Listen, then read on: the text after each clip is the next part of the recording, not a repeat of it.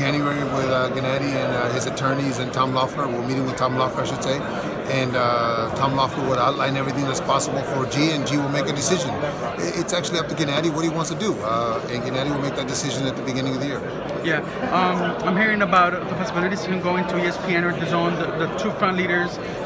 Which one would you prefer? I know you don't have much of an opinion on that choice, but which one would you prefer? Look, I've worked with both platforms. It's whatever Gennady decides that is the best for Gennady. Gennady's a very smart man. He will make a decision, and whomever he goes to is going to be the beneficiary of a great fighter. Would DAZN be that more suitable? Would they have the top 160? I can tell you. They don't have the top 160. I have the top 160 pounder. Yeah. DAZN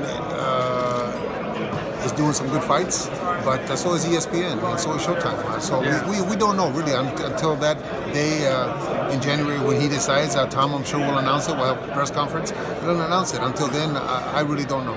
Abel, I have a lot of respect for you. You're 2015 BAA Trainer of the Year, but you're coming off another little small loss. We've talked about it. Let me ask you a question. Why isn't it that when I was on a 20-some winning streak, nobody said anything about it? Yeah. Why is it that Dave Roberts just, again, the second year in a row after being hired 2 years ago, won or was in the World Series, and everybody's asking to be fired because he lost? My fighters are fighting at a top level. How many other coaches do you know that are losing at that level? Okay. There's very few. Very few. Yeah. So as long as I give my guys to that level, and we don't always succeed, we're fighting at the elite level. I mean, that's unheard of. I think that we're going to take losses because, look, we fought in this particular fight. Maurice Hooker's a hell of a fighter.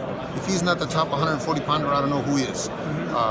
But that's part of this game. You have to know that there is good fighters out there with good coaches. He's got a hell of a coach who are going to be better than you on that night, and he was that night. But it's just so cynical that we only talk about the losses, we never talk about the wins. Okay, talking about the wins, you've had many prior to this losing streak that you're on, but maybe to defend you, maybe Ryan Martin and Alex Acero aren't the best in their division, and maybe it's something like where you took them to that point, and maybe another trainer aside from yourself wouldn't have been able to take them to that.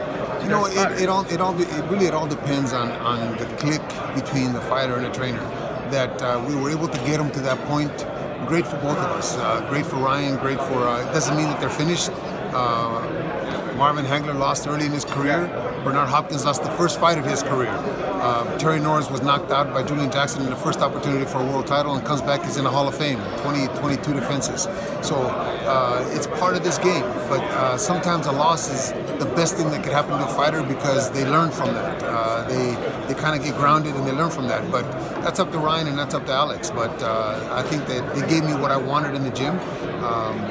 We weren't successful that night, but the future's bright. I don't know if you can shed light on this last question, but Tom Loeffler tweeted out that was it USADA or Bada had canceled the test a week after the fight.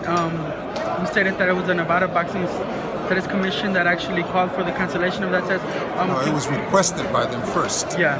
And we were willing to do it. And Tom said as long as both fighters do it, that's fine. So they scheduled it, I believe. Don't quote me, I'm not 100% sure, but they scheduled it for the next day or in a couple of days. The next day was canceled because the other side didn't want to take it.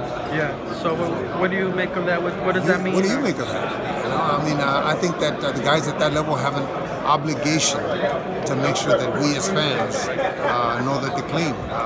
He did vindicate himself by... No, he didn't vindicate himself. He didn't take the test. He passed the hair follicle. He didn't. It's a continuous thing. It shouldn't be just one thing that Travis Kaufman made a good point up there in the press conference. I think that it behooves us for our sport. It's an obligation of all these guys at that level to continue to test, to continue to give themselves up to that, because it's their responsibility not only to the fans, but to the guys that step to the ropes, to the families of the guys that step to the ropes with them.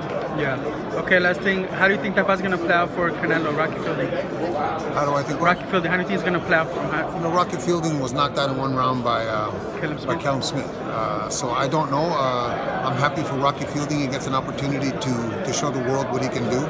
But we know that Canelo's a hell of a fighter, so it's going to be a difficult time for Rocky Fielding. Cool. Thank you. Appreciate the time.